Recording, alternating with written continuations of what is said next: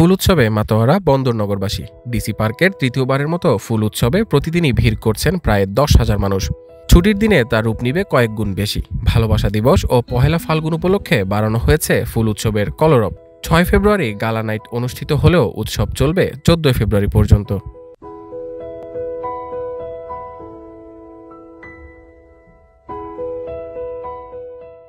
শেষ সময়ে এসে জমে উঠেছে চট্টগ্রামের ফুল উৎসব। প্রায় 1 মাস ধরে চলা এই ফুল উৎসবে হাজারো দর্শনার্থীর ভিড় লেগে আছে প্রতিদিনই।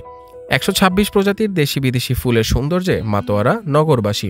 দূর দূরান্ত থেকে ছুটে আসছেন শিশু থেকে শুরু করে সব বয়সী মানুষ। ছুটির দিনগুলোতে নগরীর সাগর তীরে কাট্টলিতে অবস্থিত ডিসি পার্কের এই ফুলের রাজ্যে ভিড় প্রায় 50,000-এরও বেশি মানুষ।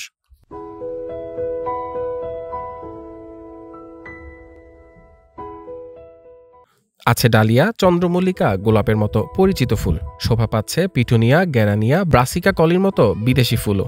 ফুলের সাথে পরিচিত হতে আর নগরীর ক্লান্তি থেকে নগরবাসীকে মুক্তি দিতে দুবাইয়ের মিরাকল গার্ডেনের মতো প্রজাতির ও ময়ূরের বিশাল প্রতিকৃতিতে সাজানো হয়েছে পুরো ডিসি পার্ক।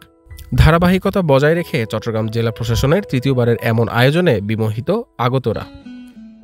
আসলে এটি মনোমুগ্ধকর একটি উদ্যোগ ছিল গতবারের ডিসি মহোদয়ের।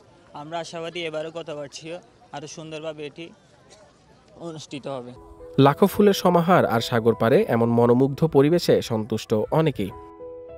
যে এত বড় একটা স্পেসকে নিয়ে উনি কনসাইন করে সাধারণ মানুষের জন্য এটা অবমুক্ত করে দিচ্ছে, এটা আসলে নিঃসন্দেহে একটা প্রশংসার দাবিদার। ভালোবাসা দিবসকে ঘিরে বাড়ানো হয়েছে ফুল উৎসবের সময়। থাকছে ফাগুন ও ভালোবাসা দিবসের বিশেষ আয়োজন। আমরা চাই প্রকৃতির সঙ্গে ফুলের সঙ্গে আমাদের আগামী প্রজন্মকে পরিচিত করাতে সুস্থ বিনোদনের জায়গা হিসেবে আমরা নিয়েছি।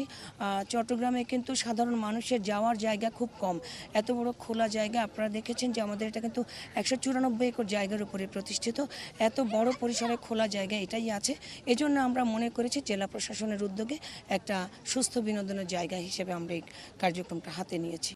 সরকারি খাস জমি দখলমুক্ত করে 2023 সালে প্রথমবারের মতো ফুল উৎসবের আয়োজন করে চট্টগ্রাম জেলা প্রশাসন।